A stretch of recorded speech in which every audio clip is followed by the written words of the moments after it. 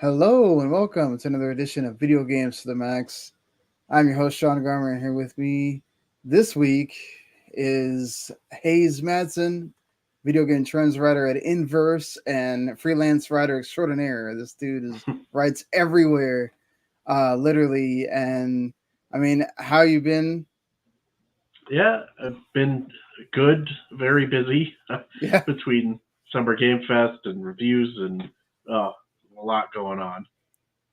yeah, it has been a crazy time for games so far. I mean, just obviously the thing this week is Final Fantasy 16. You reviewed it for Twinfinite. Yes. You have wrote, I don't know how many articles I've seen, like almost daily. You're writing something. Um, we'll get into that as well on this show. Of course, we happen to be in a little bit of a recess for the Microsoft FCC thing, but the rest of the week they'll be having something every day. So we'll talk about the first couple of days of that, the Nintendo Direct that just happened, and some other things, all right after this.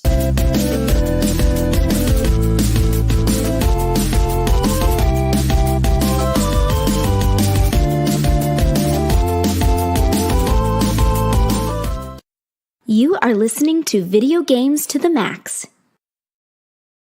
All right, so just to go ahead and get this out of the way really quick here. If this is your first time listening, your 100th time listening, we appreciate you and thank you always for checking us out, whether it's live on Twitch at W2 Network, Facebook, Twitter, all of that, or go on the YouTube channel, W2 Network. You can subscribe, follow, like there. And if you do, you not only do you get what we do here, you get all of the other stuff that's part of the network, which is like the Radlerton Broadcasting. They do all the entertainment stuff. So basically, anytime there's a big movie, they're reviewing it. They just did the Elemental one. For some reason, I'm drawing a blank on what was the biggest movie. The Flash. I'm sure that will be there. If not tonight, tomorrow, by the time you're listening to this. So go check us out for that. You got Todd the Keiki doing anime and some other things as well. And of course, you can listen with your ears on podcast form. It comes out a little bit later sometimes because I got to edit that. And you can go listen to us on any podcast platform that's there. Just search Video Games to the Max and you'll be able to check us out. And well, Hayes, let's get going, man. You reviewed Final Fantasy 16. You said you put 80 hours into it. Yes. What are your I guess thoughts in general? I saw you give it a 5 out of 5 on Twinfinite. Like, you really loved it that much, huh? Yeah, so I gave it a 5 out of 5. It has some issues, I will say, but I gave it a 5 out of 5 because I felt like the things that game does well overshadow the problems that it has by such an astronomical amount that it almost didn't matter to me. I think, narratively, it's a very interesting game. The side quests are narratively very interesting, add a lot to the world and to the characters, and really make the stories feel meaningful. And then the real highlight is the icon battles, like the big boss battles that are kind of the big moments of the story. These are honestly maybe the most impressive boss battles I've ever seen in 30 years of playing games almost. So um, it, it's an incredible action game that I think really kind of redefines what it means to be a Final Fantasy game in an interesting way. I mean, to like go from that, because a lot of the talk this whole week has been, is it a Final Fantasy game? Is it not a Final Fantasy game? It's low on RPG elements, which is true. Like, I'm not Mm-hmm. anywhere near the end. I think I'm about, I want to say 20, 25 hours in, or that's how much I played. I think I'm about to get to like the Titan icon Oh yeah, fight or whatever. that's So probably the highlight of the game. yeah, oh, I mean, just the one I had right before that, I thought that was pretty awesome. So if that's the highlight, that's pretty cool there. I like, as what is your history, I guess, of Final Fantasy? Like, have you played most of them? I mean, Yeah, so Final Fantasy is my favorite entertainment property, period. Like, video games, movies, anything. It's my favorite thing ever. I've played pretty much every Final Fantasy game that exists, not just the main series, but everything outside of that too. And there's no series that I have covered more extensively in my 12, 13 years of covering games. I mean, I've done tons of interviews with creators. I've done interviews with Yoshida. I've done interviews with the director of Final Fantasy IX. So I have a very rich history with the series, so to say. Which one would you say is your favorite? Final Fantasy IX is actually my favorite game of all time. So, and we both agree there. So, yeah, I noticed that. Yeah. I mean, it's just something about like it's the classic, feeling of those SNES games, and then also like bringing in the height of the PS1 era with the FMVs and the story it tells, which is fantastic too.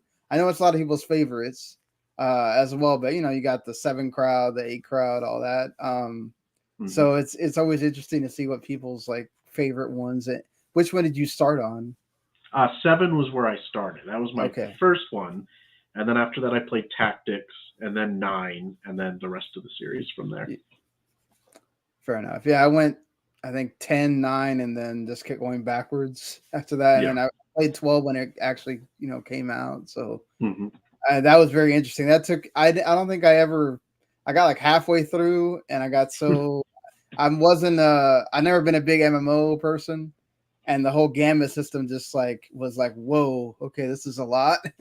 And I think it took me a while until that new one, the newer version came out for the Switch, and then I got a lot farther. Yeah. I'm not a huge MMO person either, but when the pandemic started, I decided to get back into 14. And it launched an obsession for me. I mean, I've played thousands of hours of 14 now. I'm going to FanFest next month actually as well. So. Oh man, you are everywhere with this. So knowing that Yoshida had a lot to do with 14, do you see like a ton of the influences from 14 in this? Yeah, so that's actually the most interesting thing I think to me, looking at a lot of the reviews, is because you can tell who's played 14 and who hasn't. Because a lot of the progression in 16 is almost the exact same as 14 in terms of how the narrative plays out. You have these like big dungeons or levels in 16 that are kind of like the dungeons that you might see in an expansion for 14. So you see this kind of story progression that builds up. And then the side quests are also very similar. There's little details like certain side quests have like a plus sign on them, and that signifies that it's something that is like significant and that'll give you an upgrade or something important. And that's exactly what 14 does. Any side quest with a plus sign, like, oh, I need to do that. That's going to be important. So there's just tons of like little things that are very similar. Yeah, I mean, like that's all I've been seeing as well. I mean, if you play 16, you'll kind of get why the side quests are the way they are, why certain things are like. So were you able to kind of, I guess, not be more forgiving of that as opposed to, I guess, other people that say, "Oh man, this totally killed it for me." I think so, maybe. Yeah, my experience with 14, I think maybe let me be a little more forgiving. For me, I fully recognize the side quests are very not interesting in terms of the mechanics. Like there are a lot of fetch quests or go beat this enemy or something like that. And initially I was disappointed by that, but the narrative importance of the side quests and how interesting they are story-wise ended up being what sold it for me, because I was like, these stories are so interesting that I don't really care how boring the things I'm doing are. Yeah, I mean, that's what I thought of too. Like just going from, obviously they've talked about it for not really spoiling anything, which I'm trying to avoid doing because, we're just not even 4 or 5 days from release. You have a central hub, which they've talked about before. And, that eventually progresses. and you have another central hub later, and to see like how those side quests actually do mean something narratively, which you bring up in your review of you're not doing a whole lot of great awesome things, but the way it tells the story with those side quests for those people that you're the NPCs that you're helping, I think kind of makes it worthwhile. Just in the ones I've done, all the ones up to the point where I am, and even in those, the small amount I've done already, I can see where the like narrative points keep going. Yeah, yeah. And what's really interesting that I didn't expect at first is you have these little like sub stories that pop up in the side quests early on. You meet these characters and you kind of learn about certain towns and things going on. What I didn't expect is that those stories would then carry on like throughout the entire game. So you have these like side plots happening in tandem to the main plot, where you're seeing these towns and these people react to the way that the world is changing. And I thought that was very interesting because you don't often see that in a lot of games, let alone Final Fantasy games, where you're really following these side characters and seeing how their lives are changing on top of the main cast. Yeah, and then obviously the biggest change for a lot of people that play, I guess maybe it's not because 15 was already heading in that direction, is the combat is much more action based, right? Yeah. It's much more akin to Devil May Cry, Bayonetta, that kind of thing. Do you have like a lot of familiarity with those games? Was it easy for you to pick up, or was it a bit jarring to go from Final Fantasy that we've known to this? For me, it was easy to pick up. Ironically, one of the only other like perfect scores I've ever given was Devil May Cry 5, which is the same combat designer Ryota Suzuki. Right. And I have a lot of experience with action games. I think 16 does a lot of things to kind of take steps to ease players that might not be as familiar with action games into the experience. So I think maybe it's a little more approachable than something like even Devil May Cry 5. Yeah, I mean that's like I wouldn't say I've gotten a couple times close to maybe dying because I couldn't hit the potion button fast enough or whatever, but I don't feel like it's a very. Did you ever feel like it was like difficult? Did you? There were a couple instances where I had to like retry a battle, but unless you're seeking out an extra challenge, I wouldn't say it's extremely challenging until you beat the game and unlock like the hard difficulty called Final Fantasy mode, which then is like incredibly difficult. So I think there are options there to make things harder for people that want it. But I appreciate that it doesn't. It's a game that wants you to see and experience everything that it has.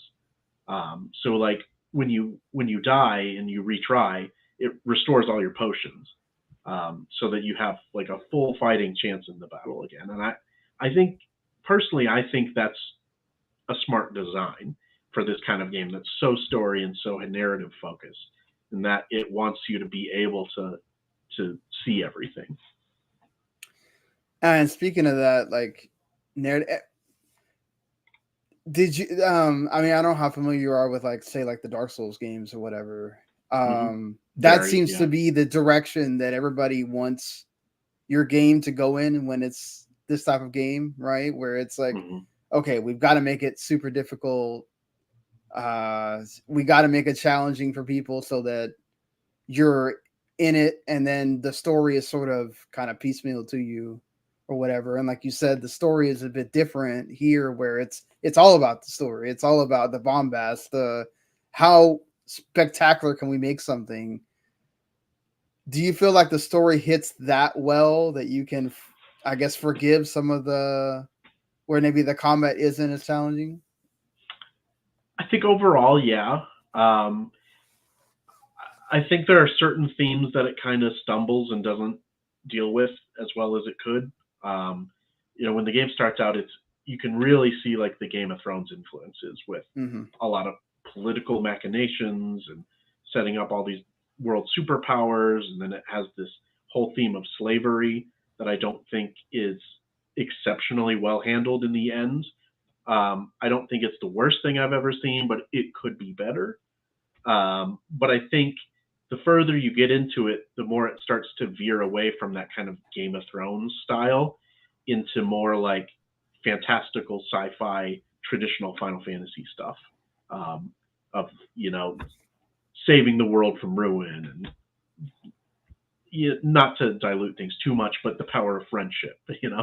Um, I think it hits those themes well, and it starts out strong, but then kind of transitions and changes and ends strong again. So I think the goalposts of the start and the end are strong enough.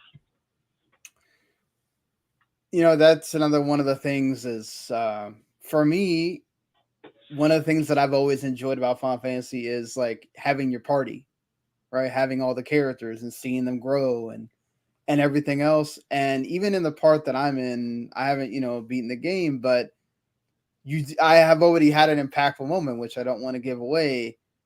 And I still felt that, even though you can say, oh, but are they really part of your party? You don't control them. Like, how do you feel as somebody that's like beaten the whole game? At the end, did you feel like, even though I can't control these characters, they are my party? Yeah, it's really interesting actually, because even though, like you said, you don't have a direct party that you customize or influence, like I think this game has one of the better ensemble casts of the whole series. And the way that Clive's relationship with these people grows is very interesting. One of the huge highlights is this game's version of Sid, which is he's honestly probably the best Sid in the whole series.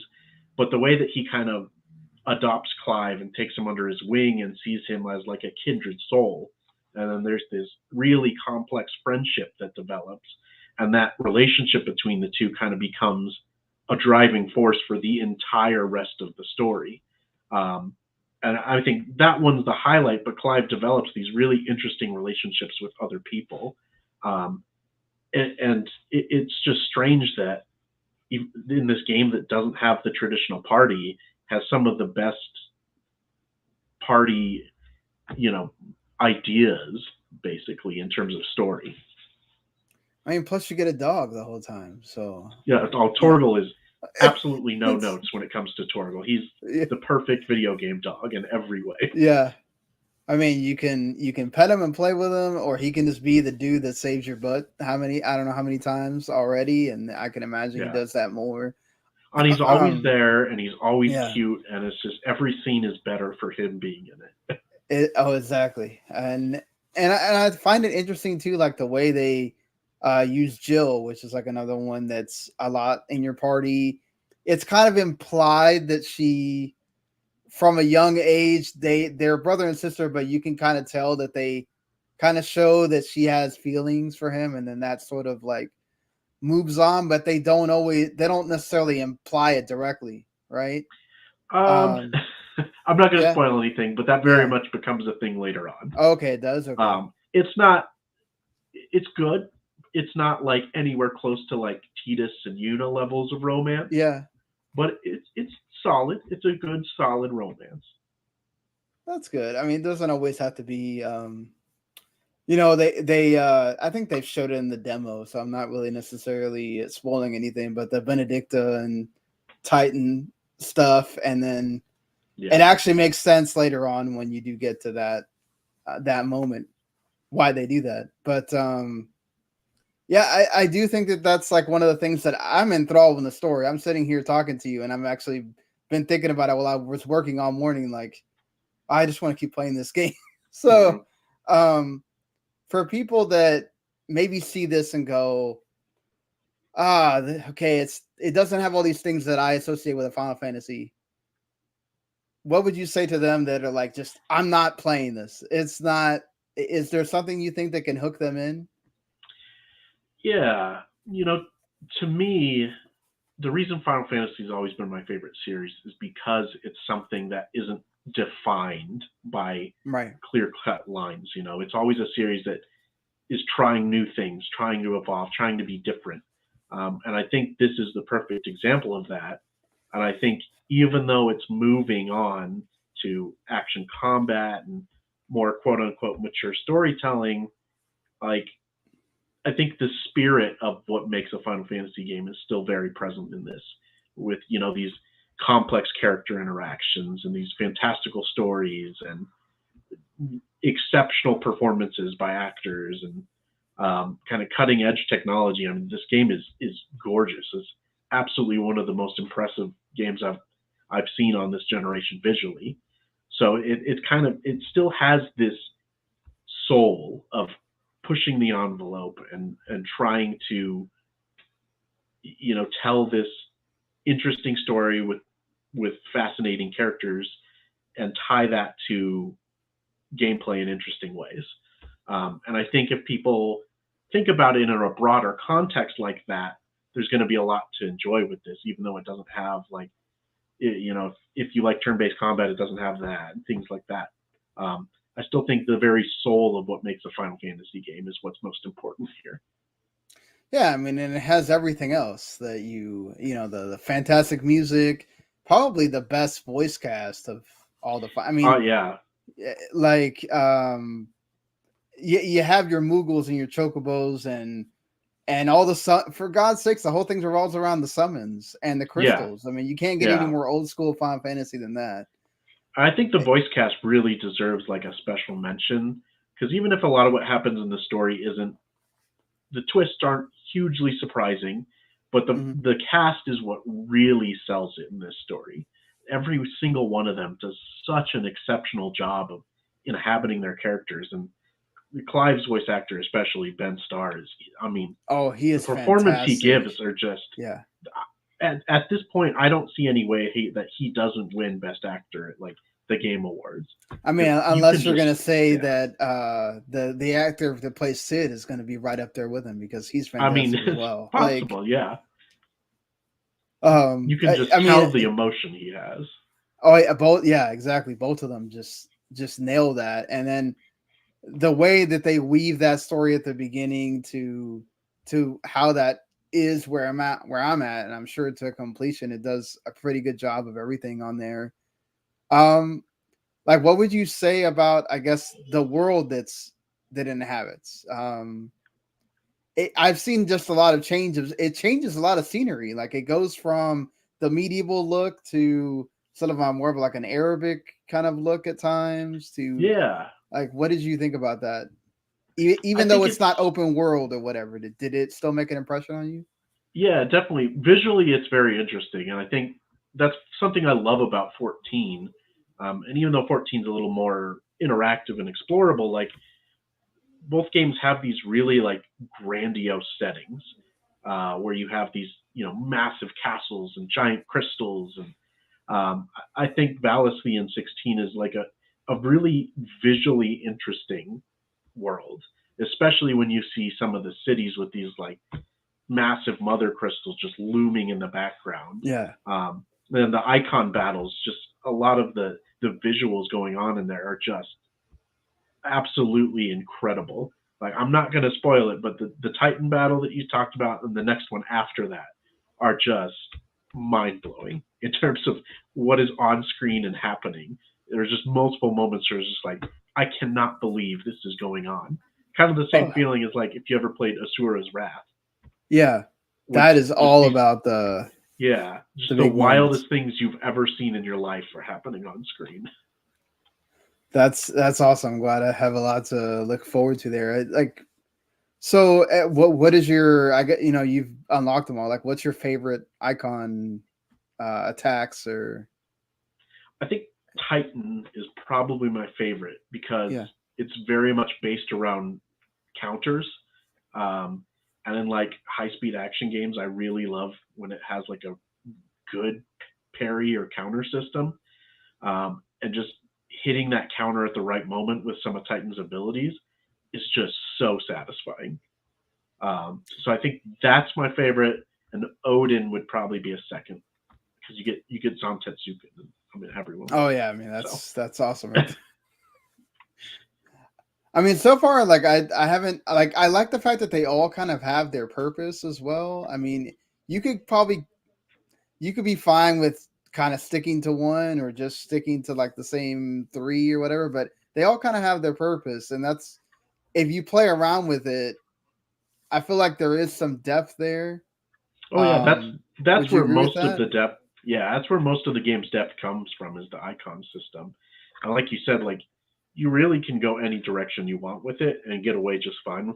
Um, so the variety of these different builds you can make is, I think, what makes that combat system so good. And the reason it gets better as you go on is because you're unlocking more of these icon sets and getting more options. You wrote about the not having big on RPG elements, and like two of them for me were a bit jarring, and I wanted Hmm. to kind of get your take on it. Number one for me was, how do you have all these different icons that have all these different elements, and you don't have elemental weaknesses and strengths?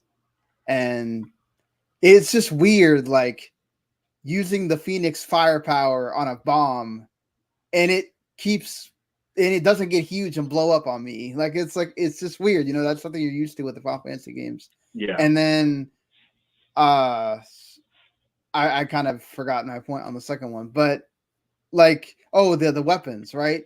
Hmm. I feel like the weapon, I've heard that apparently it gets better on the Final Fantasy mode, but in the base game, I almost feel like it's sort of almost pointless to keep upgrading the armor and the swords, because every time you win an icon battle, you already get the best sword there. So, did Hmm. you feel that way too? That those were kind of lesser points? Yeah, yeah, 100%. Those are, I think, maybe some of the bigger flaws. Ultimately, I don't think they're huge flaws because they're both, like, even the weapon system ends up being not a huge part of it. Yeah, So I wrote this article about how the RPG elements are barely there, and my argument was that if it had just left those RPG elements behind entirely and just gone full on action game, don't even worry about having equipment, this kind of stuff, I think it would have been better for it. What's there is still fantastic, but the like the crafting and equipment system and the fact that your element changes when you switch icons, it all feels like kind of an afterthought that kind of has to be there just because yeah, that stuff's always been in Final Fantasy. So I think looking forward, if another action game comes from Final Fantasy, I'd like to see it just ditch those entirely. Just don't even worry about having crafting or something like that in there. Go like full on Devil May Cry style, where you're just, you get different weapons and you're just switching between them. You get different icon sets and you're just switching between them, things like that. so that's where I was going to, I guess, end the review part of this. Is, do you think that this is going to be the way forward, especially considering that we'll talk about in a second? There's other remakes. There's a remake already in process, and then there's other remakes that are rumored that we don't know about, that we don't have full confirmation on from anybody.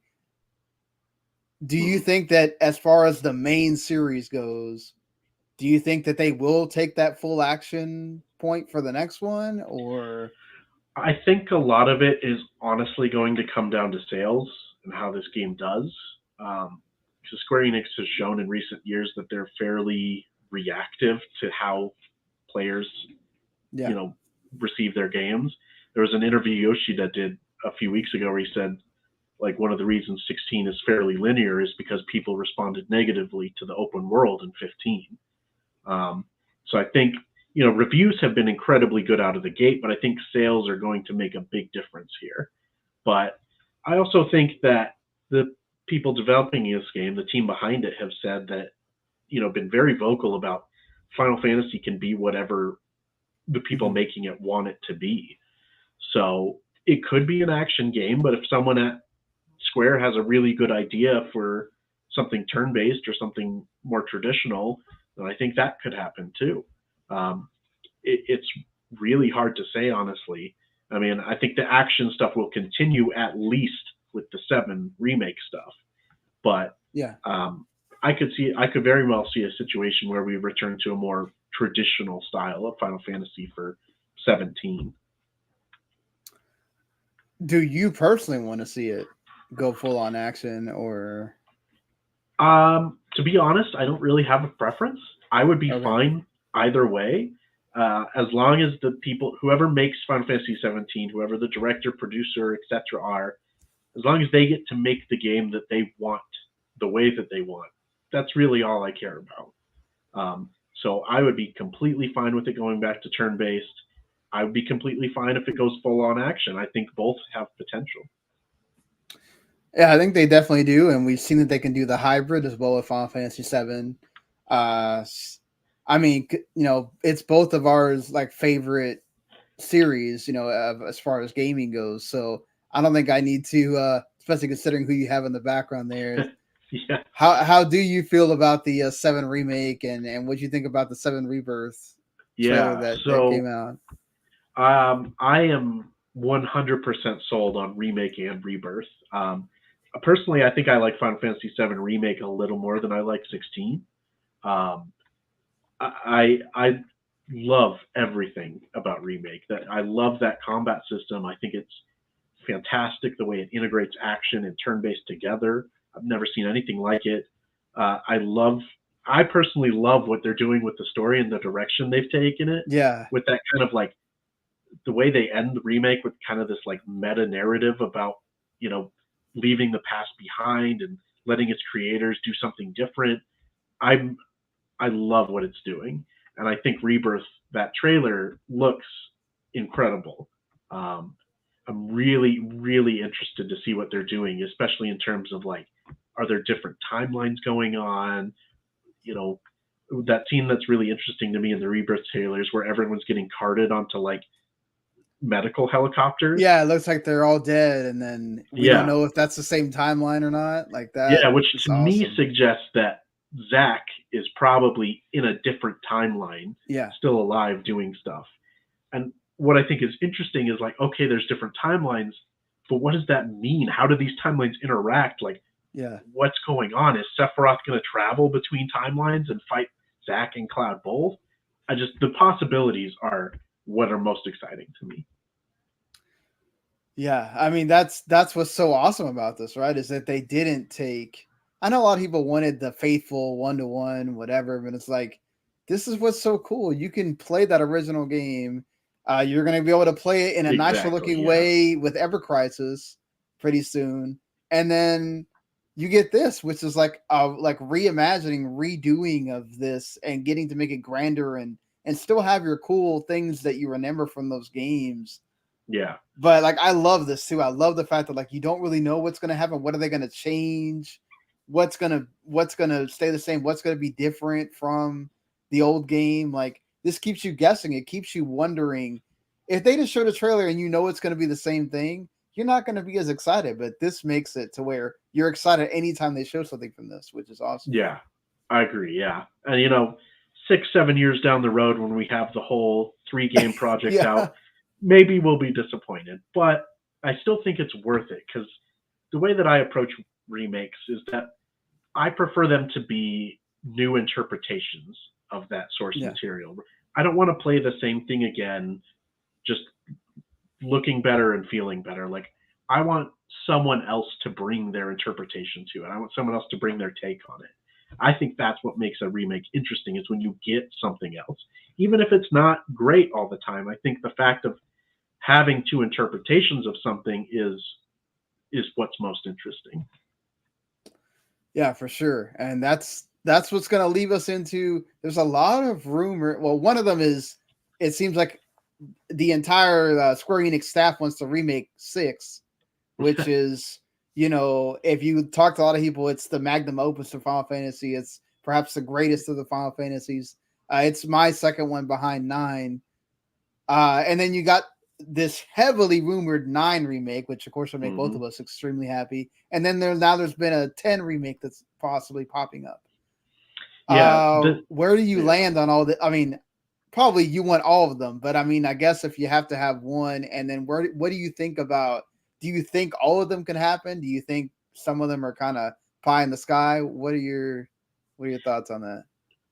To me, instantly, the 10 remake is the one that feels weird because that game still holds up fairly well. Yes, and I think it does.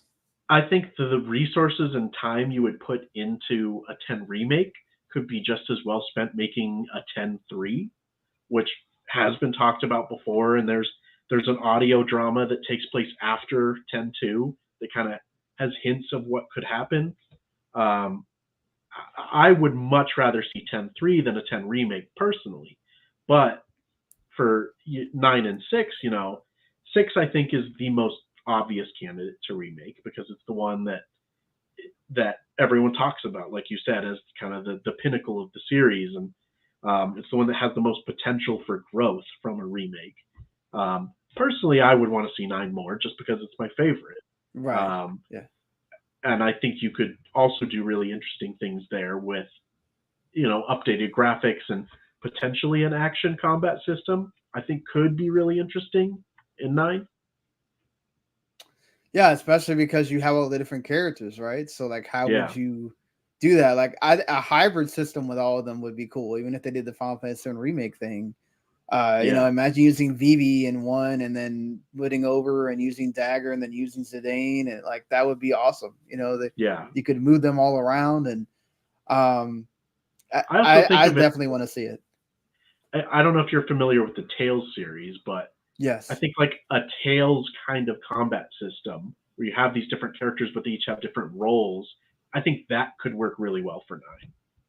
Yeah, to the like sort of like, and they move around. Like I love the Rise, so like if they do something like that, I mean that would be awesome as well. So the possibilities are there. 9's heavily rumored because it was in that Nvidia leak, and then there's supposedly been this anime that's going to happen for a long time. That's weird. Yeah. So who knows if it does or not? But yeah, there's also the Tactics remaster, which the Tactics remaster. Man, that should happen. Like, we need a Tactics remaster. We have all these strategy RPGs. Fire Emblem is huge right now. If there's ever a time to make one, do it. Especially after that Tactics Ogre remaster last year that was honestly really good. I would love to see what Matsuno and his team could do, like reapproaching Tactics. And kind of right. I mean, I love Tactics, but fixing some of like maybe the little issues there could go a long way. Yeah, I would hope so. I'd hope they add a quality of life stuff and not just remaster it and be done. Like, it's such a beloved series, and then it's inhabiting the same world as 12 and 14, right? So like, you would think that you're gonna want to give it that love because you have series that are out right now in that same world. Yeah, I mean, everything else in the NVIDIA leak has come true, so it seems inevitable at this point. Let's hope for sure. So yeah, I think we talked a lot about it. I'm enjoying it. You loved it as well. Hopefully all of you guys are enjoying that Final Fantasy 16 right now, and a lot of Final Fantasy to look forward to. We never lived in a better time to be a Final Fantasy fan right now. There's so much going on. It's honestly crazy how much is happening. Theater Rhythm and Stranger Paradise, and 14's next expansion, and Rebirth. It's too much almost. And people shouldn't sleep on Stranger Paradise. That game is so much better than a lot of people give it credit for. Yeah, very much agree. Especially like the last 30% of that game is just wild, just crazy. It's so stuff. Freaking crazy. It's like this is a Final Fantasy game too. Like, can you imagine? Everybody gets hooked on the chaos, and it's like, y'all play this game. You definitely need to. If you want Final Fantasy Dark Souls, you got it right there.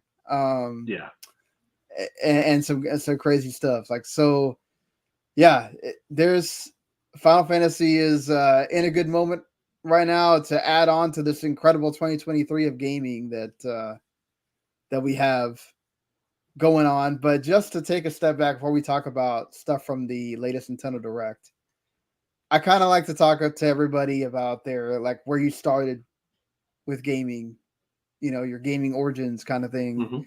You talked about having played for over 30 years, so you're a gamer from the jump. Pretty much, yeah. I'm almost 32, so saying I started playing games at 2 years is maybe being a little generous, but 4 or 5, I was playing stuff and trying things, and some of the first games I ever played was, I don't know if you ever heard of Backyard Baseball. Yes. On PC. Yeah. I was huge on those games when I was a little kid, and all of the Humongous Entertainment stuff, like Putt Putt and Pajama Sam and Freddy Fish. Yeah. the stuff you didn't know was teaching you things while you're also Yeah, playing. exactly. Yeah, that stuff was really influential in kind of like getting me more into video games. What was your first console? Yeah. I think the first one I ever owned was a Nintendo 64, but I played like my brother's Super Nintendo and Genesis and stuff. But I remember the 64 was like the first one that I got, and I was so excited. My big games were like Smash Bros. And Majora's Mask and Star Fox. I mean, I must have beaten Star Fox 64 like 50 times in my life, honestly. It's Wow. very it's very short. You can beat It's it very in like short. You can do it. 3 hours, but yeah. Did what do you, I mean? You obviously you talked about Final Fantasy. RPGs are like a big thing for you. Do you have like another genre that you're big favorite of, or? Yeah, actually, RTS and strategy is huge for me. And StarCraft 2 is kind of the obvious choice in RTS games. To me, that's like the pinnacle of that genre. But my other personal favorite is Age of Mythology, which is getting a remake, and I'm so excited for it. Yeah, wow, that's I mean, it's two things that kind of go together, especially when you do the strategy Yeah, it makes RPG. sense. But Yeah.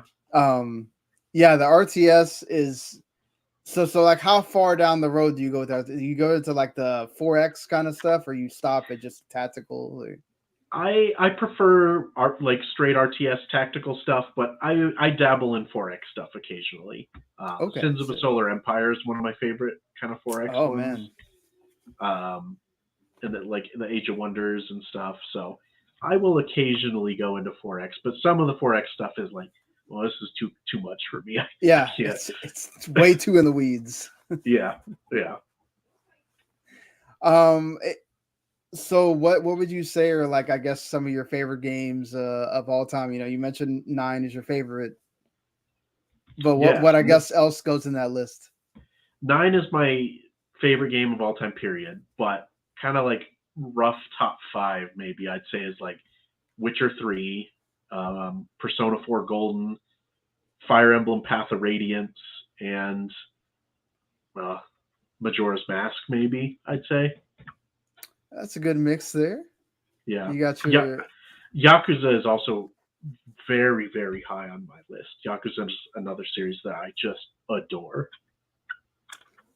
So, is it did you enjoy the change in Like a Dragon, or are you more of a traditional Yakuza? As you could probably guess from what I said about 16, yeah. But yeah, I really enjoyed Like a Dragon.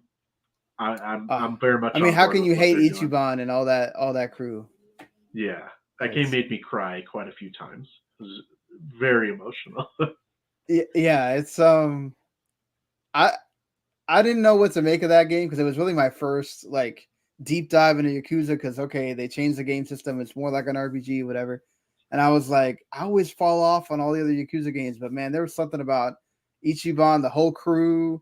It felt like an RPG for adults. So yeah, it's like everybody's over 30 or whatever. It's not like 16-year-olds, so they're going through more real life things, it feels like. And I totally just that whole party grew on me, and then the side quests are amazing too. So it's like, yeah, just one heck of a game. It's the perfect encapsulation of what makes that series so special, because that switch to turn-based like really let them lean into absurdity. So you have like this really wacky, off-the-wall, absurd things that then mixes with that like really dramatic crime kind of storytelling. I mean, there's nothing else like it, and it just works so well. Yeah, and then it's just like we're talking about Dragon Quest every like 30 minutes or so. It's just like it's like not even the same company makes it, but it's great that they just let them talk about it. That's awesome. Yeah, I love how tongue-in-cheek that whole thing is. Yeah, for real. When you go and like think back at your did you read a lot of like game mags as a kid? Did you read gaming sites? Quite a bit, Or yeah. Game Informer was the big one for me. Since I was like probably 7 or 8, I had a Game Informer subscription, and growing up, I read that whole thing cover to cover every month. Nintendo Power, I read a little bit too, and then, I didn't always have internet at home until I was like 16, because my family grew up fairly poor.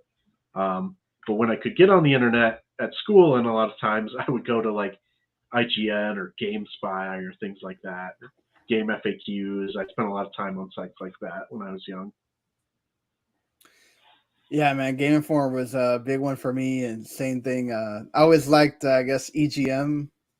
Yeah, growing EGM. up. Yeah. I read a lot of One Up as well. Like, shout out to all those people over there. That I was remember so when sad One when Up that closed, site went down. Yeah. Joystick too was another one. I remember when they closed down. I was really sad. Joystick was like such a standard bearer too. It's like Yeah. sad. I mean, so like that was going to be my next question of just, you write for a lot of places. You are doing a lot with freelance, and you write at Inverse as well. Like, what made you want to go into games writing, and then how do you feel about that now? Because I feel like my heart hurts all the time because there's something closing down or people getting laid off. Like, what's your thought on that? Yes, we'll start on the positive note. I think growing up, writing and English was kind of always my strongest subject in school. And reading those magazines and those websites was hugely formative to me. So when I graduated high school, I had no idea what I wanted to do. I started as a biology major, and like 3 months in, I was like, this sucks. I don't want to do this. And so I kind of just had a moment where I was like, I always liked writing and I like video games. I wonder if I could do that. So I went online and looked for like video game writing jobs, and I found the website, the aptly named videogamejournalismjobs.com. Yeah. And I reached out to someone there for this tiny site called Slim Gamer, and he ended up giving me a chance. That site you can't even find it anywhere on the internet anymore. But I started there, and it just kind of, I wrote while I was in school, and it just kind of blew up, and it became my thing. And, from the second I started that, I knew that I wanted to be in video games in some way. I wanted to talk about them or do them in some way. And, eventually I hope that I can move into something on development side. That's my eventual goal. And that kind of leads into the current state of games writing and journalism, which I don't think anyone can say is in a good spot right now. No. It's very hard at the moment. Even I do a lot of freelance work, and a lot of my freelance work has dried up in the last year, because I try and supplement my income, and it hasn't gone well. And I have tons of friends and people I know that have been laid off and struggled to find work, and I don't know what the answer is for the industry, honestly. I don't know how we make things better. I think eventually we'll hit a crest where things maybe start to balance out a little bit, and we start to have more roles and more opportunities and less layoffs. But I think it's going to be hard to get there. I don't think we're done with layoffs and companies buying publications, and companies that don't understand how journalism works or how games journalism works, and then they drive them into the ground. So I think we have some time left to go before things get better, but I do think they eventually will get better. And what did you like? You kind of mentioned a little bit there. That was going to be my next question. Of like, what do you think it is about? Just, it feels like, I get it. In other industries, this is happening too, but it feels like gaming is just really feeling it hard as far as like places closing and all that. Like, what do you think it is? Like, is it really just them not understanding how that works? I think the big problem is, you hear all the time that gaming makes more money than any other industry in the world. makes more Right. than movies, music, all that. And so I think a lot of conglomerates and parent companies see it as an opportunity of like, oh, well, gaming makes all this money, so this is an opportunity for us to make money. But the way that the press works, especially in the gaming press, is that the money's not always there. You're not really gaming press sites and outlets aren't really making It's more about a ton of money. passion. Yeah. Exactly, yeah. So you have these companies coming in saying, we want profits, we want to make money, and that is coming in totally opposed to the editorial side, which is wanting to do more meaningful coverage, or a lot of sites, want to do more meaningful reporting. And I think those are just in direct conflict. And journalism or gaming as a whole, I think, is struggling to make development more transparent. It's hard to report things like they used to get reported because gaming companies want to be so secretive, and everything wants to be so secretive. So I think those two factors combined are kind of what's making it hard for gaming journalism to really thrive. Yeah, because and then also you get the problem of, okay, we want to go open up more of gaming to people, but then you get the backlash from people that it's not just criticizing, it goes Yeah. beyond that. And so it's like, well, do we really want to open this up? Because Yeah, it feels Yeah. like you're damned if you do, damned if you don't these days. Like no matter what Yeah. you do, you get flack from people, and I think that gets exhausting, because we're people that write about video games. We want it to be fun, and a lot of Yeah. times, it gets so overwhelming that it's like I think every journalist in this industry in the last couple of years has had a moment where we say, "Why do I do this? Why do I keep putting myself through this?" When a lot of times not to say that people don't enjoy what we write, but the people that enjoy what we write aren't the ones telling us things. Yeah, exactly. Everyone It that feels hates like what we do is what Yeah. the people talking about it. So it can get hard. And you're worried about your job, you're worried about your corporate overlord, so to speak, and Yeah. then you're getting crap from the other side of things too, and sometimes it just gets overwhelming. And I see why people leave or go to other careers because it feels like it's not sustainable sometimes. Yeah, it definitely doesn't. It makes me sad because like you see all these people have to go into PR or marketing or something else. Some of them get to stay in gaming related stuff, and some of them just don't at all because Yeah. again, you can't sustain yourself unless you're like working to the bone. You don't get paid as much as even other writing industries itself because again, people take advantage of the fact that it's like, oh, it's video games, everybody loves it, so Yeah. they'll write for nothing, right? Like Yeah. it's Well, like, I hey, think it's important we to, got to pay for a house too, right? yeah, it's important to point out too that like gaming journalism, gaming press is maybe getting the worst of it, but journalism and writing as a whole Yeah, no, is definitely. going through hell right now. So it's It kind makes of a me symptom of a sad larger problem. as somebody that went through a whole journalism, like actually went to school to study journalism, do all that stuff, and then it's like I didn't graduate because had my daughter and all that, and I'm like, now I don't even know if I chose the right thing because there may not be anything to come back to, not in a distant future. And then you got the AI problem, so that's Yeah. already an issue there as well. I've had people ask me recently, like, what would you tell someone if they wanted to do this for a job? And I hate to say that at the moment, I would say don't count on this being your career. Like, Yeah. if you want to do it on the side, if you have time on the side Mm-hmm. to write and do things, then fantastic. But I think anyone needs to have a backup, maybe not a backup plan, but something they can focus on if the writing doesn't work out.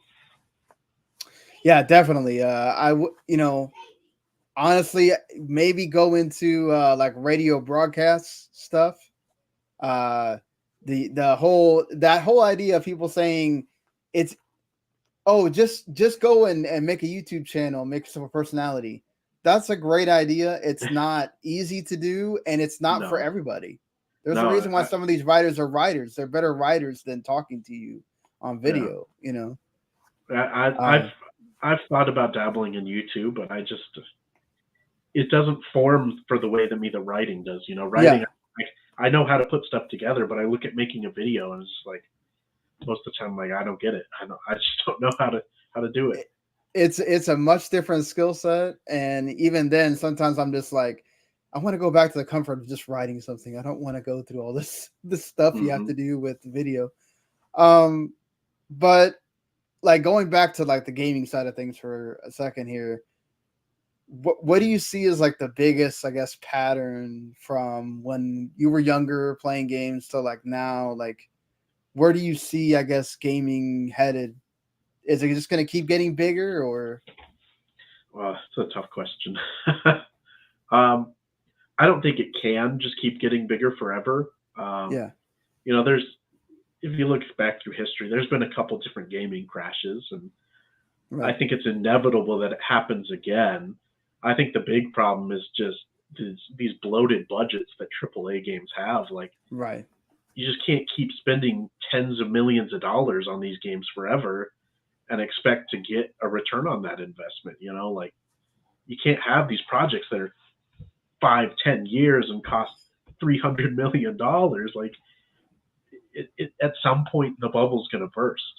And even with indie games, like, you know, you have indie games, and then you have almost prestige indie games now, like the Supergiant games and things like that, who make fantastic games, but they're able to have this budget and these numbers of developers that smaller people can't.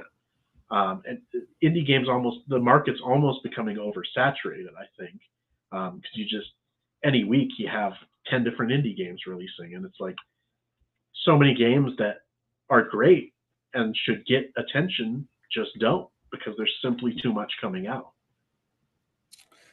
Yeah, I mean, not only that, I don't know if you watched in years past. I've watched the Guerrilla Collective thing, and there's been a lot of ones that I like and everything. And then it's like I felt almost flooded with the amount of games that were on that thing. I think it was like 3 hours, and I was like, wow, that is a lot. And then you watch all the other showcases that were on there, and it's like, I love the fact that there's so many indie games, but how many of these indie games are going to even get a moment of attention? There's just too much stuff. I think the last month has shown us that more than anything. I mean, you have Summer Game Fest, and then you have all those showcases: Ubisoft, Capcom, Nintendo, Microsoft, Future Games Show, PC Gaming Show. You know, we have so many showcases and streams all the time. And it's just like, as someone that covers games for a living full time, I can't keep up with it. So I don't know how people who just play games for a hobby can keep up with it. Yeah, not to mention the casual person that's like, go in a store and, okay, what do I buy? What do I buy? You know, like. Yeah, or now you look at the PlayStation Store, and it's like, look at these hundreds of games that you have to sift through to find something. Oh yeah, for sure. Xbox has the same problem. I mean, I think that's the only like decent thing about Game Pass is they don't have they have a certain set of games that comes out every month, and they get to showcase those. And if you're part of that, you actually get a moment to be important. It's definitely gone a long way for kind of giving the spotlight to things that wouldn't get it normally. Because like you go look on Steam, and it's just like, even Steam Next Fest, which is cool because you get to play all these demos or whatever, and it's like, oh my god, there's that many demos! Holy crap! 50 demos on there, yeah. So it's a lot. It's a lot, and like you said, I think we do need to kind of start going back and, you know, hey, look, AA is not bad. I think we need to think about that. Like it might be good to have mid-range games and indie games that are actually indie games, and not like we're all trying to be AAA. We're just not there for 10 years doing it. And that's another thing too. I mean, working 10 years on one thing, that's incredible. That's a long time in your life. I mean, asking people to do that constantly, that's going to burn people out so much. Yeah. Well, not even, I mean, think of all the developers that come and go through that project. Hundreds, if not thousands, who work on it a little bit and then move on to the next thing. Yeah, for sure. It's insane. I hope we get things change a little bit. We don't all get swallowed by robots and whatever, and Yeah, it can get a little bit better. But big right now, hope it is right now. a great time for games, and Nintendo is absolutely showing that with all the things that they did on the all the stuff they showed on the Direct. What do you think about like the Direct in general, and do you kind of believe that whole thing of okay, this really showed that this is the last year of the Direct, or this is the last year of Nintendo Switch? I think it was a good direct overall. It's not the best, but it Right. was No. a good showing. I think it did a pretty good job of showing like, hey, Nintendo still has stuff coming this year. Like there's still a pretty strong lineup between, Mario RPG and Super Mario Bros. Wonder and Pikmin and WarioWare and a bunch of third-party stuff. And I don't think it necessarily spells like this is the last year for the Switch. I think it shows that things are winding down, but I don't know how much longer we have. I think maybe in the last 2 years of the Switch is what it feels like to me. Yeah, definitely can see them trying to switch it another year. Yeah, I think after that, you're really gonna start getting to that end game with the Switch, where it's like, I mean, technically they don't have to do anything, right? It's doing great by itself, but hmm you'd think at some point people are gonna be like, okay, man, this is really old. Um, the yeah, PS5 and Series X are really making it look bad because they can't play any of these games at all.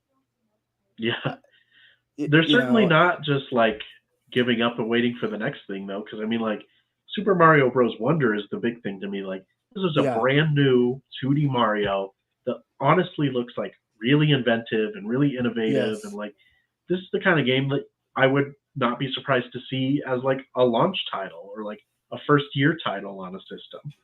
Um, so like they're clearly still putting in effort. Yeah, and we know the 2D Mario sometimes sell way more than the 3D Marios. So Yeah, like you add in all of that, and this could be an absolute just monster for Nintendo. And then you add in the Super Mario RPG remake, that thing, like, which is I didn't, they've been rumoring that forever, it feels like. And then that actually showed up, and I'm like, oh my god, it happened. No way. I, yeah. are you a big fan of the Super Yeah, Mario I love RPG? Mario Yeah. RPG. I'm really excited to see. I'm not totally sold on like the new visual style yet. I don't think it's bad, but I just need to see more before I Yeah. really feel if I like it or not. But I'm very interested to see if what they do with that. If it's going to just be like a one-to-one remake, or if they're going to try and like streamline it and enhance it in some way. Nintendo usually tries to like change things or enhance things. Yeah, I'm sure that they're gonna change some things. It's not gonna be totally one to one, but I think it'll be for the better. I hope. Hopefully they don't touch the story much. Yeah. Uh, I'm a little bit worried about that, but hopefully it stays mostly the same. Is there anything else that was like you were excited about or kind of looking forward to from there? Yeah, my personal favorite was the Star Ocean 2. I guess remake. It looks more like a remake than it does remaster. Like the Yes. HD 2D one. I love Star Ocean 2. I love Star Ocean in general, but I think Star Ocean 2 is one of the best RPGs ever made. Um, I think that HD 2D remake really looks like it's trying to enhance that game and fix its issues with like combat and making that whole experience smoother. So I'm very excited about that. Yeah, with hopefully this kind of revives a bit of Star Ocean because Square-Enix put that thing out to die last year. Is It was good. It was a Yeah, good game. I Very just wish they inspired knew by how to Star Ocean market 2. well.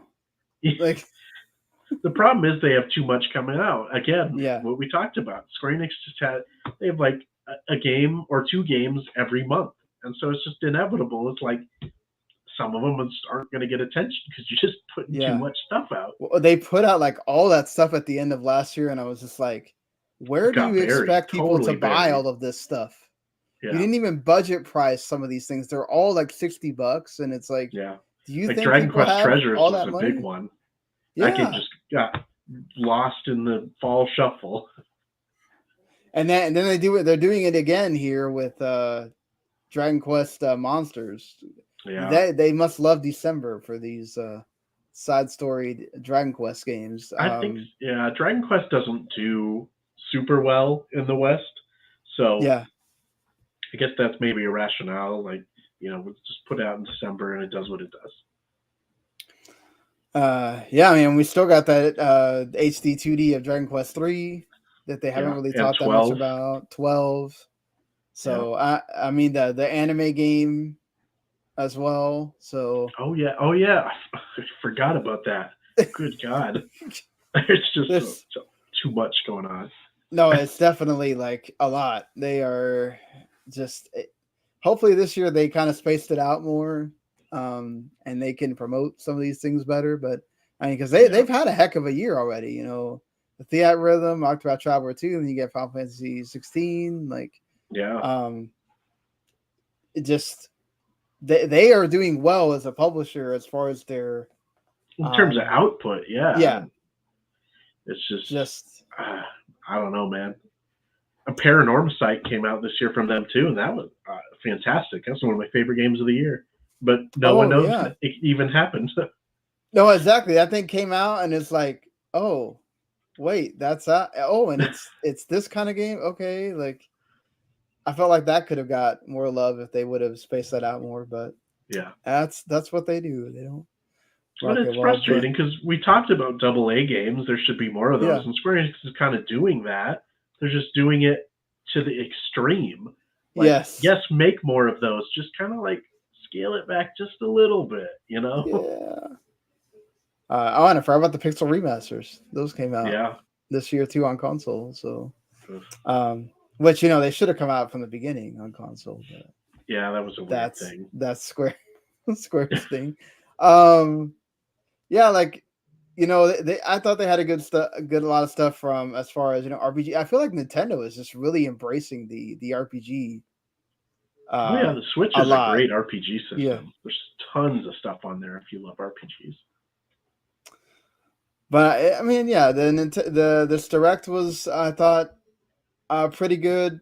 There is a lot of ports and remasters kind of thing. You can make that argument, but there you still had some surprises, and that's what you want in these things. The one disappointment I guess I'd say I have is like no Metroid Prime 4, and I don't necessarily need to get a date, but it's starting to feel like you gotta say something about that game because I'm real worried that it's just never happening. So like you need to at least give a little development update, even if it's just 30 seconds of someone being like, "Hey, Metroid Prime 4, we're working on it. It just needs more time." Like, I wonder if they just decided that that's going to come out on the next system, and they just try to be quiet about it so people don't bring it up. I think so. I think it's going to be like an early title on the next system. Because I mean, like they're releasing pretty much everything else. They released the Metroid Prime remaster this year. They apparently have the other two in the can somewhere. Yeah. So it would be weird to like, wouldn't this be the time where you want to show off for? But it's been, I think, 4 years since they rebooted it. Yeah. Because it was at Bandai Namco first, and we don't know exactly what happened, but it didn't shape up well apparently, and then they scrapped everything and started from scratch at Retro. Yep. So it's enough time to have something to show, it feels like.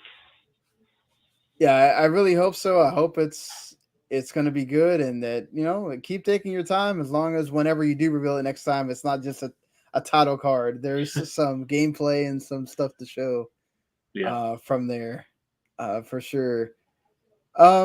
Yeah, so, hopefully you guys like some games from the Nintendo Direct. You can let us know in the comments there. The other big thing from this week, obviously, I'm glad that we're at this point because I'm so tired of talking about this Microsoft Activision Blizzard thing. I know. Like, I hope that we are like at the point where this is really gonna. It feels like it is because Microsoft themselves have said they don't know if they're going to renegotiate with Activision Blizzard if they can't get this through, and they have to wait till August 2nd and all that stuff for the FTC. But we've had the first 2 days of this Microsoft FTC obviously trying to get that preliminary injunction so that they can put it on pause, and Microsoft can't close the deal ahead of them and kind of put more pressure on them and the CMA to kind of make a decision. There's a lot of stuff that's kind of come out, including today, that they at one point tried very heavily were interested in buying and acquiring Sega, which is interesting considering that they have that marketing deal with them. Sega and Bungie, they were actively trying to purchase both. Yeah, I was surprised that Bungie even considered them at all with all the other history that they have. Yeah. Obviously, Bungie got bought by PlayStation, and they also wanted to buy Zynga for the mobile stuff that got bought by Take-Two. I see why Bungie went with the Sony deal if they had a choice, though, because Sony's deal let Bungie retain their independence, which is very important to that studio. They've talked and about Sony has times, the legacy right now, how much too, they love right? being independent, being able to do what they want. Oh, sorry. Looks like your video froze there. Yeah, so Sony's whole thing has been like, hey, oh, you're good. I think it just skipped a little bit. No problem. Go ahead. So Sony's whole thing has just been like, we'll give you this money, you get to stay independent, but you help us with our live service stuff. And that's a very attractive deal for an independent studio. Yeah, they're getting to be the, I guess, right of first refusal. Hey, this works. No, this doesn't work. I don't know if that necessarily is the greatest thing for that Last of Us Factions thing, but we'll see how that works. I mean, they do technically have the expertise. Yeah. One of the other interesting things was that when it came out that Microsoft bought Bethesda because Sony was trying to make Starfield exclusive. Yeah, that was an interesting kind of show of, you want to keep fucking around? Oh, you're going to find out that we're going to just buy this whole studio and then mess with you. Because they had taken Deathloop and Ghostwire Tokyo, and then they were going to do the same with Starfield, and Microsoft was kind of like, all right, look, that's enough, I don't know if it happened quite that way, but they kind of make it seem like it did that way anyway. It is interesting that it's like you kind of woke up the dragon finally, and now you're trying to stop them from doing it again. I'm a little surprised by how much has come out of this trial, honestly. Is there stuff that's been coming out that seemingly Microsoft would prefer that people don't know? Like the thing today where Matt Booty talked about in an email out purchasing Sony in the industry, basically, just overpowering them in terms of purchase power and stuff. Yeah, and I think that's the thing is they don't want to get into some kind of money war with them of okay, we're just going to and also I think they run into the problem of Sony and Nintendo have such a dominance as far as staying power. They're known, right? Especially with Japanese developers. How long did it take them to get in good graces with Sega and Capcom and all that? Where okay, we will release games on your system, whereas Square-Enix and some of the smaller ones they won't release on Xbox at all because people won't buy the games there. Yeah. So where do you kind of stand on this whole thing? I forgot to ask you before we started are you on the side of, okay, I don't like any kind of consolidation? Are you on the side of, okay, I understand this? Are you kind of in the middle? Where are you? I'm a little mixed on the whole thing overall. I think Microsoft has done a lot of great things for gaming in terms of forwarding accessibility with their game design and the controller stuff they've done and things like that. I think Xbox Game Pass has done a great job for, giving people a valuable subscription service and kind of pushing smaller games up. But do I trust the multi-billion-dollar company to purchase a studio and make the industry better? No, I don't. I don't think acquisitions in general, no matter what industry you're talking about, are a great thing. Lessening a competition and consolidation, I think, just hurts people and industries and companies overall. But it's the way of the business. It is. I understand that. So I have a lot of trepidation and a lot of worries, but I think that the Microsoft Activision deal will probably go through at some point or another. I think it'll take a while, but I think eventually they'll come out the other side. Yeah, I'm very worried about like the domino effect that it's going to cause of, oh, we let this go through. So when do we put the stopgap on it? Like, when is it where we don't have 40 countries pass it and it's just two kind of trying to face against it where it's more of them? Because yeah, Microsoft has a point. This is not the whole industry. They're not being a monopoly here. But will this trigger Sony to fight back? And then we just start going back and forth until there's hardly, it is just Sony, Microsoft, Valve, Nintendo, and like a couple of other ones sitting around. Yeah. I mean, you see it in other industries too. When Disney bought Fox, that was a big thing for a lot of people. And I think a few years down the road now, I think we've seen the effect that that's kind of had, where Disney kind of does seem like they own everything that does well, which, they don't, but it seems like that sometimes. Yeah, and then it feels like when we've seen the other side of the coin, right? Of what's Warner Discovery doing right now? They're trying to sell half their movie thing because they're just trying to cut losses because they've merged so many times. It's not working out.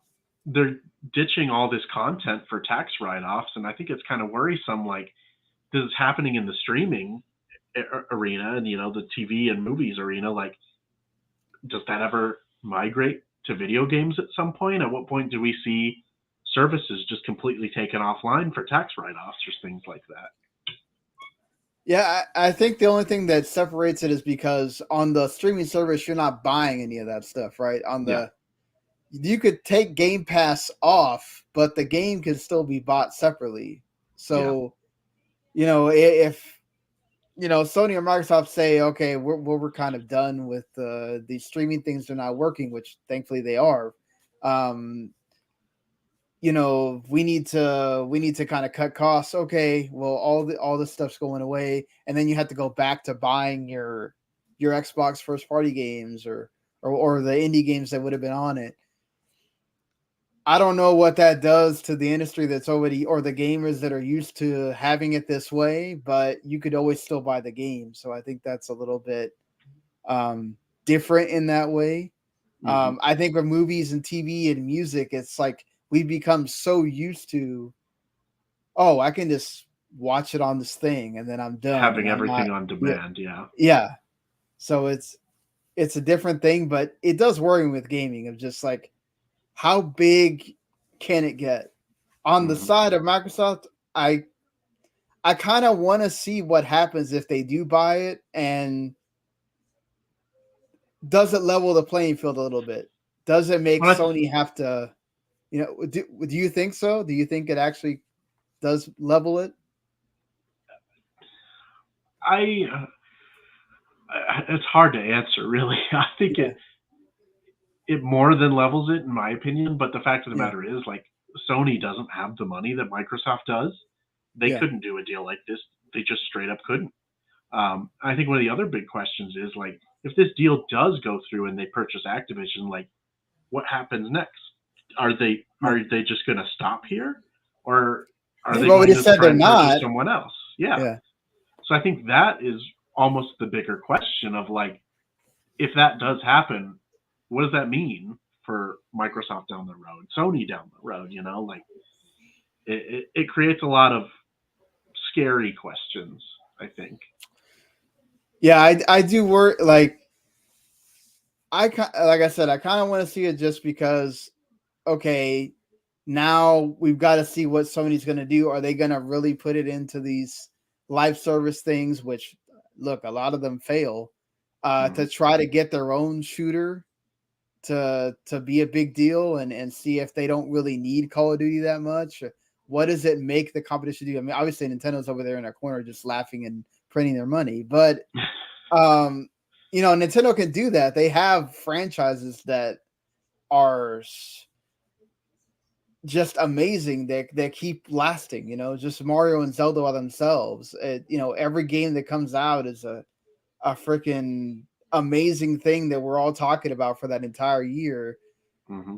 Sony can do that, right, with some of their narrative games, but like God of War and Spider-Man, things like that. But like, it just feels like Nintendo's by itself in that situation. Yeah, Nintendo has always kind of done their own thing. That's how they've succeeded all these years, and that's not going to stop anytime soon, I don't think.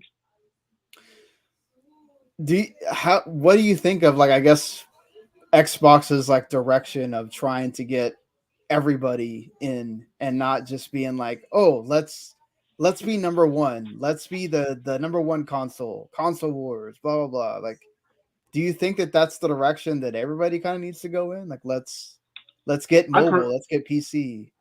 I personally do. I would like to see more, common ground between everything. Ideally, I would love to see a way that everyone can play everything. I think that would be great. If everyone that's interested in video games could buy one thing and play everything. That's not going to happen. It was never going to happen. But the more we can do to kind of blur those lines and make it easier for people to do things is better. Because, gaming it's an expensive hobby. It's one of the most expensive hobbies out there. And especially in hard economic times, it's not easy for people to play the things they want. And I think the more that we can get things in people's hands and the easier we can do it is better. Yeah, I mean, that's why I've always appreciated Game Pass and now PS Plus, and because it does allow for people to play games that are relatively new. Maybe they're not always the biggest ones, obviously, because those other companies got to make money too. But you can kind of stay quote unquote relevant if you want to be playing the newest things, which you don't have to either. You can pick up old things and play those too, and not have to feel like, oh man, I have to wait for a sale every single time, months and months at a time. Like, it can make it a bit more affordable for people, right? Yeah, and I mean, there's always the age-old struggle of, like, this is a business, we need to make money, versus like, we make games as art that people want to express themselves through, and like, with that in mind, you would want the broadest amount of people to experience something as possible. So those ideas are constantly in conflict, and it's just a matter of like, how can we kind of rectify those a little bit? How can we get those two ideas in understanding more? So, I mean, saying that, Microsoft just out of the blue decided to raise prices on Game Pass for the first time since they've had the service. I guess do it now before you have the decision, and then you don't blindside people. But to me, that honestly seemed like an inevitability. As soon as they created Game Pass, it was like, this sounds too good to be true. And I mean, I think it is. It's just, it's hard to make money when you have a service like that. Is all of your big games are just releasing for free, right, for free. You're still paying the subscription, but as we talked about earlier, as development costs go up, I think it's just natural that price is going to have to go up. Yeah, I mean, we keep forgetting that they're making deals with these publishers and developers to have the games on there.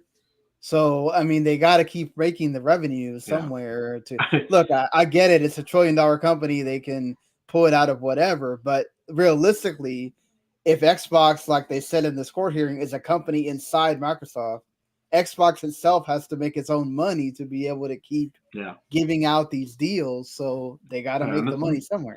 They're about to spend $70 billion. Yeah. So they got to make it back somehow. Yeah, exactly. They're going to. And, you know, and then they've got to like branch out these.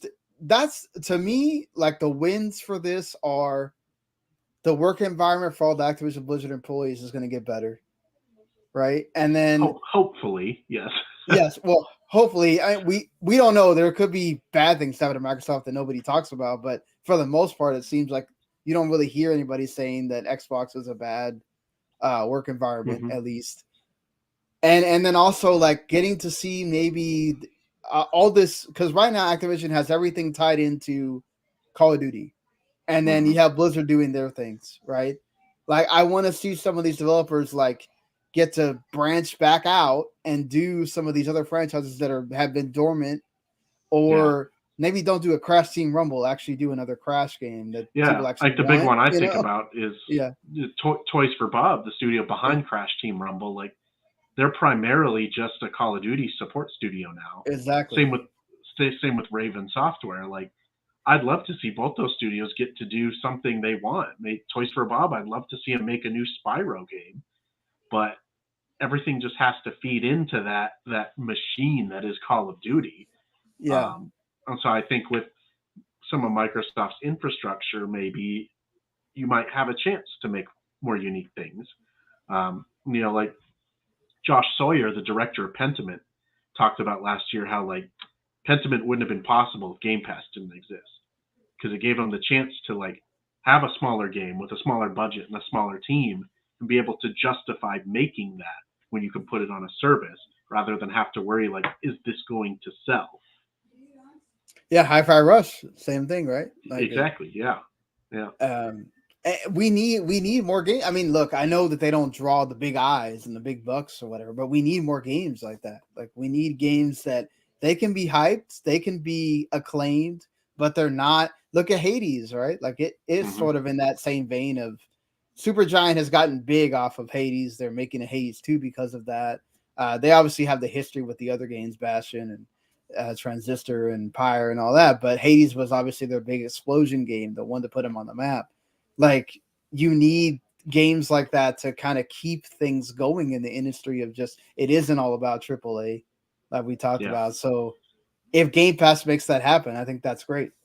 Yeah. I mean, there's so many vibrant ideas that developers have out there that just think about all the ideas that have never seen the light of day that could have been something interesting, Game Pass is worth it just so I can experience a Hi-Fi Rush or a Pentiment. Like I want to see more inventive games that really try and do interesting things or innovative things that can push the industry forward rather than this kind of homogenous AAA that doesn't really advance but doesn't go backwards, just kind of stuck, Yeah, exactly. I mean, and we have a lot of these like subgenres that exist because the indie games take risks and then they kind of become their own genres themselves, right? And then AAA kind of tries sometimes to take those and make those into something. So you need all that to make the interesting stuff happen. Yeah. And you don't want to wind up like Perfect Dark. Also, this poor or Elder Scrolls 6, which is going to release probably 10 years after its announcement at this point. Like even Todd Howard's already telling you that's probably going to be my last game, guys. Yeah. Like that game is so far off that I love when there's a game that was announced like 4 years ago and they're like, oh yeah, we haven't really even started working on that. Yeah. Oh, okay.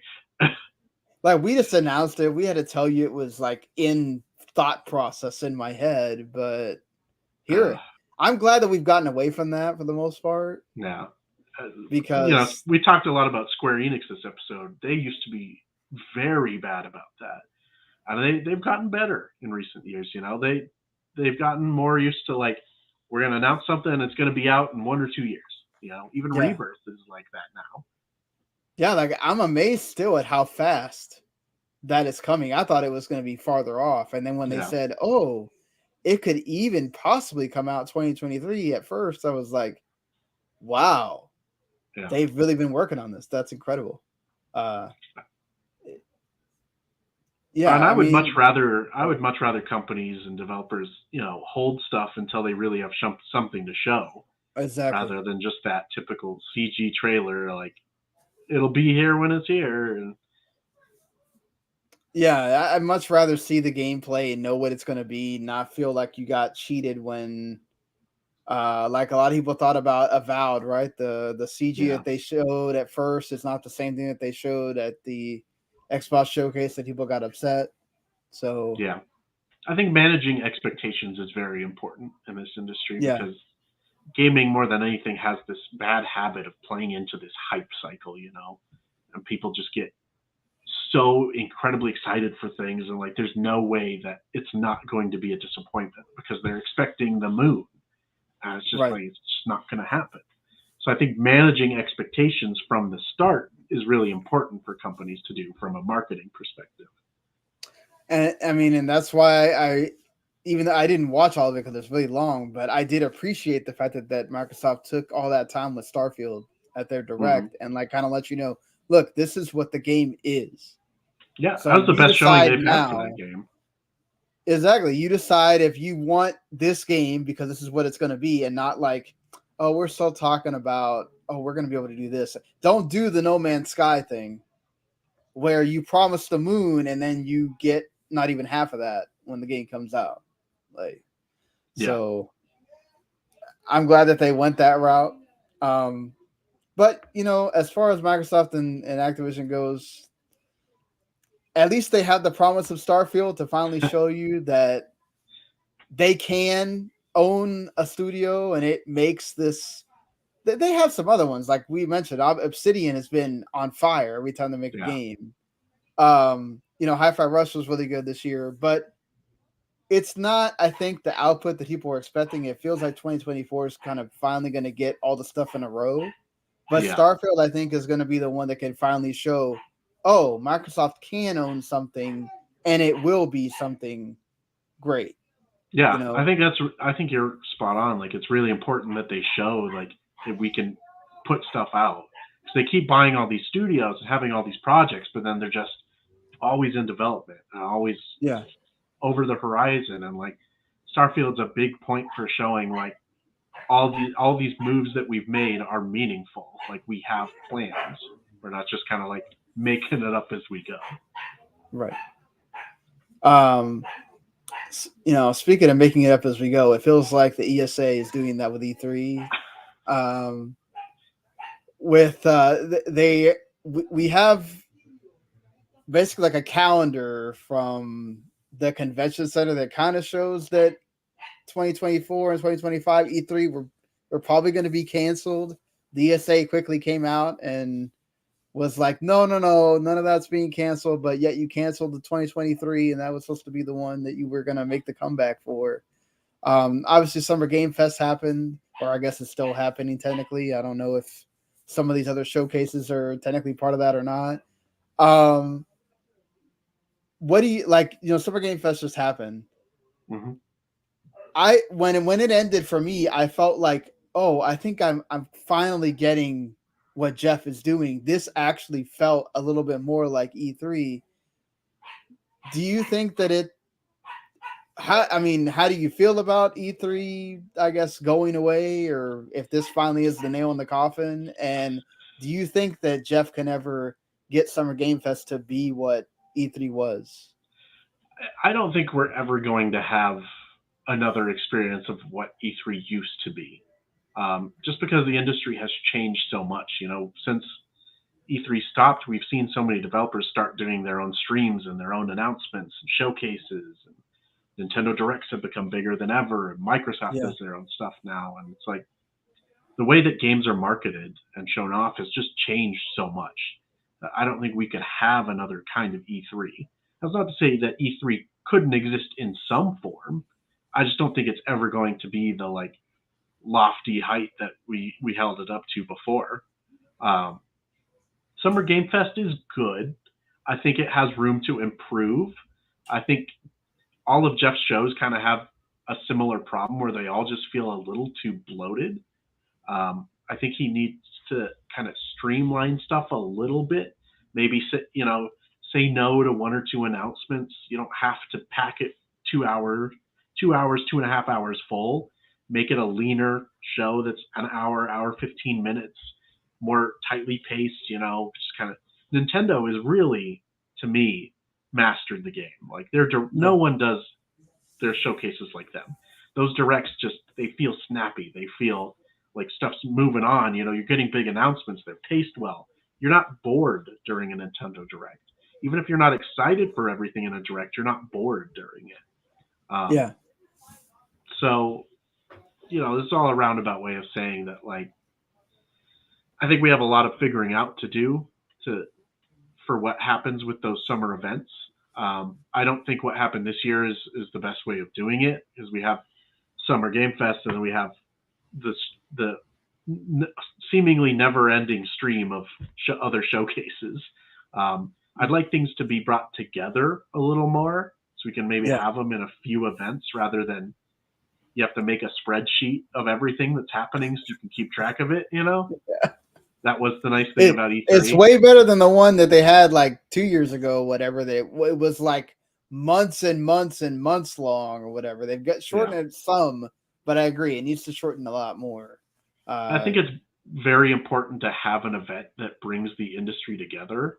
The public is a piece of that, but even past that, having an event that brings developers and press and business all together in one place is really important. And I think, I went to Summer Game Fest. I think everyone that I knew that went there kind of echoed that same thought, that like, it was just really nice to be together again, the whole industry in one place, where it felt just like,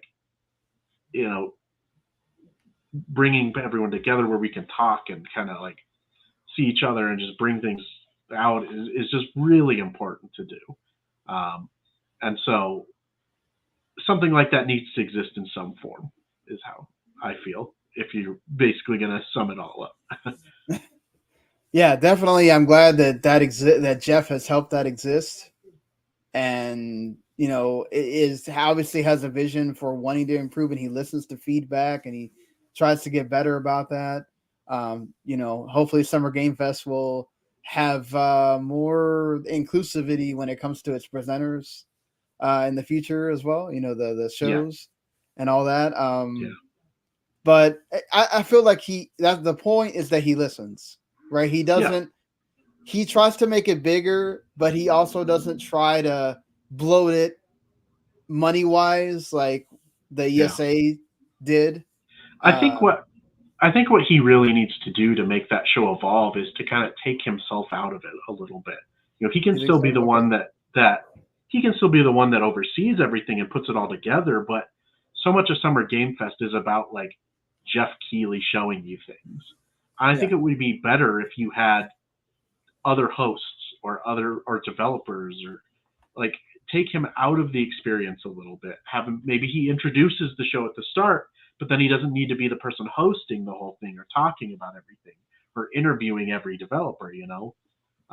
I think he can still play that integral role, but if you really want that show to evolve and grow in meaningful ways, I think it needs to not center quite as much around him.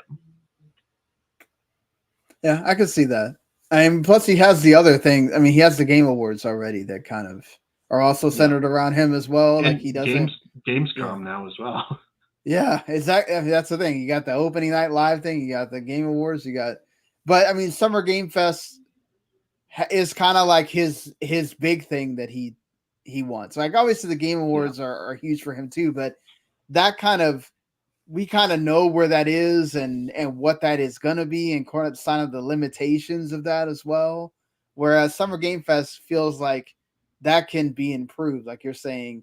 Mm-hmm. And maybe it is that he needs to kind of back away from that and let other people be more involved as well. And again, like not, if you're going to pack it with showcases, figure out something where maybe it's 2 weeks and not 2 months or and then another thing obviously has been Alan Wake 2 made a huge news by the fact that it's not going to have a physical version. And And obviously, I think people forget that Remedy is not a huge. They're like at most a AA studio.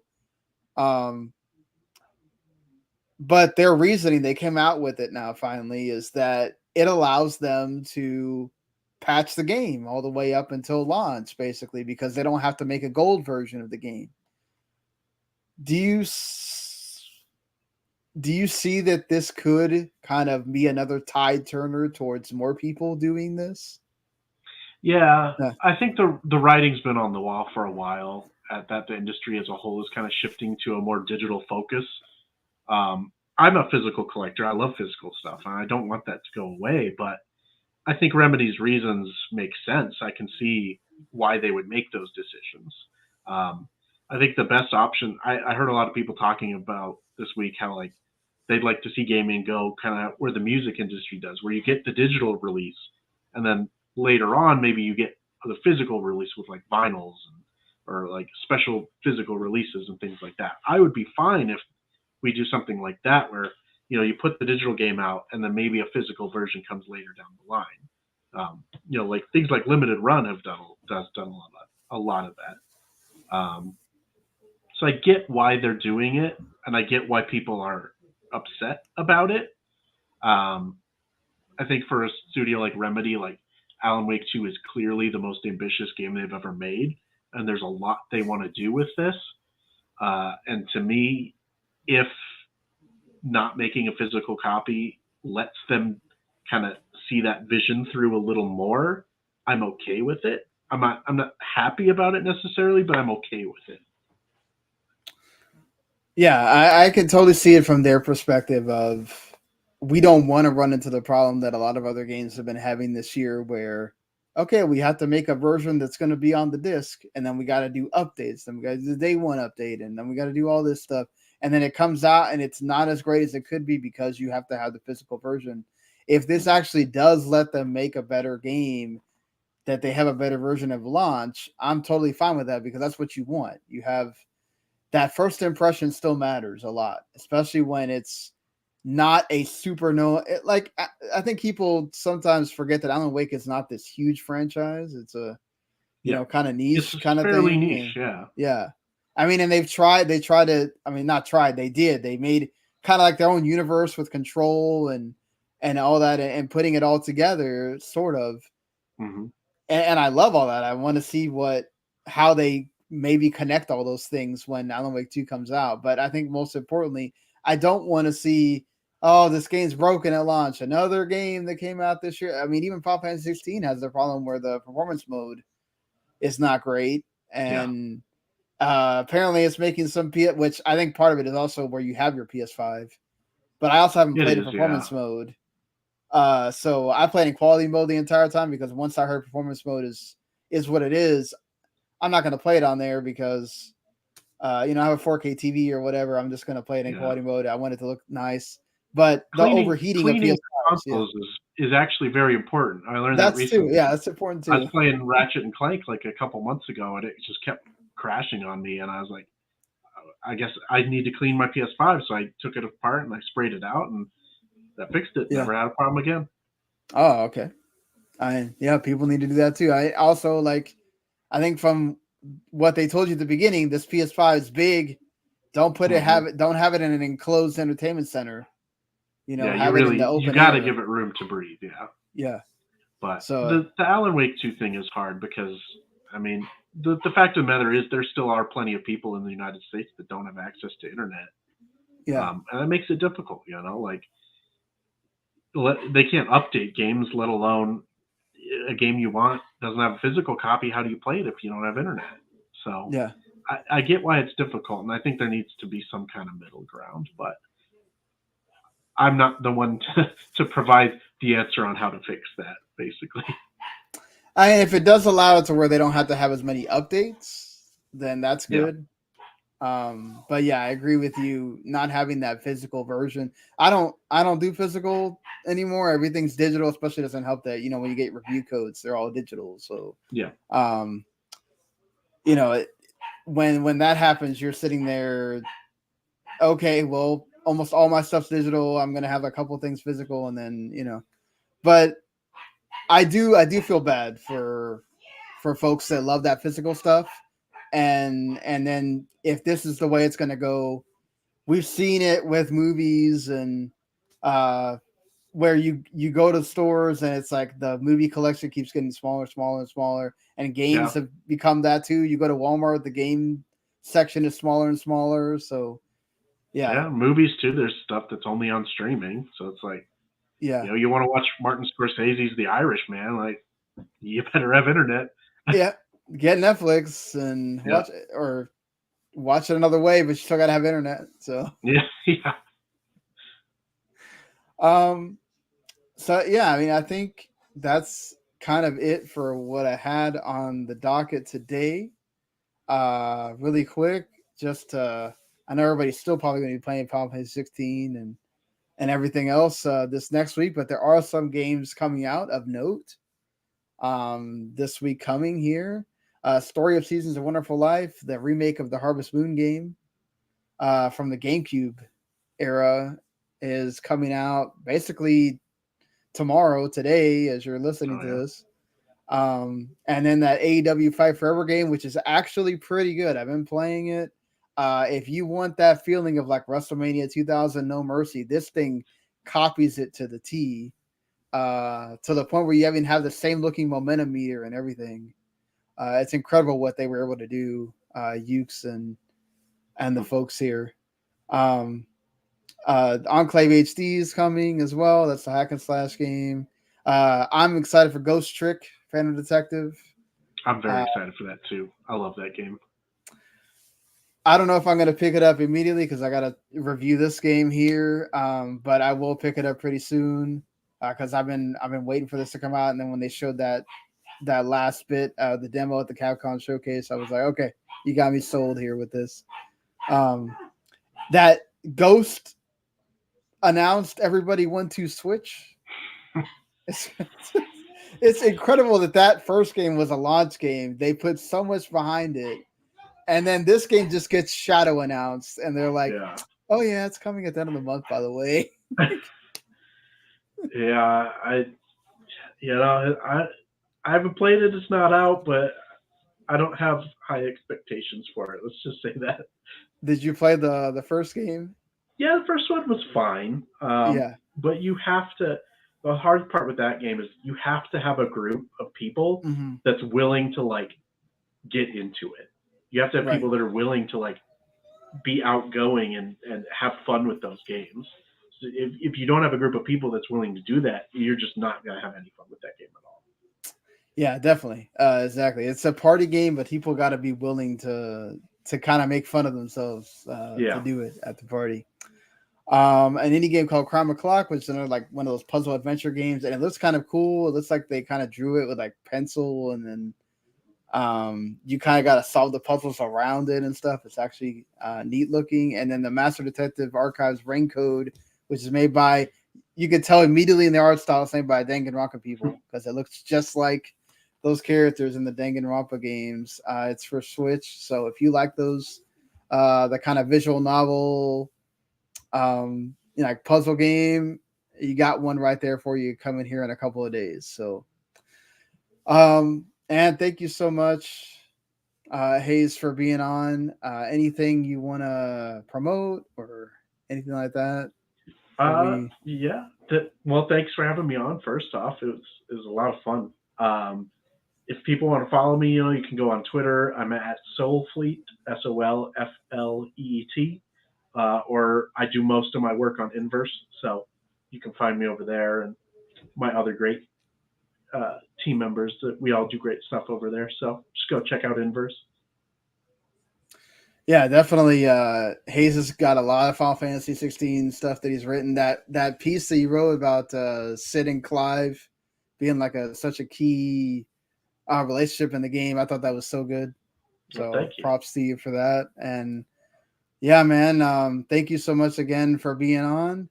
Everybody else, you can hit subscribe, follow, like on the YouTube channel. Every time we do a show, we are there. And of course, you get the other stuff that we do as part of W2 Network. And then, of course, if you just want to listen on podcasts, you can go subscribe there. Anytime we do a show is there. So until next week, everyone, we'll see you later. Bye.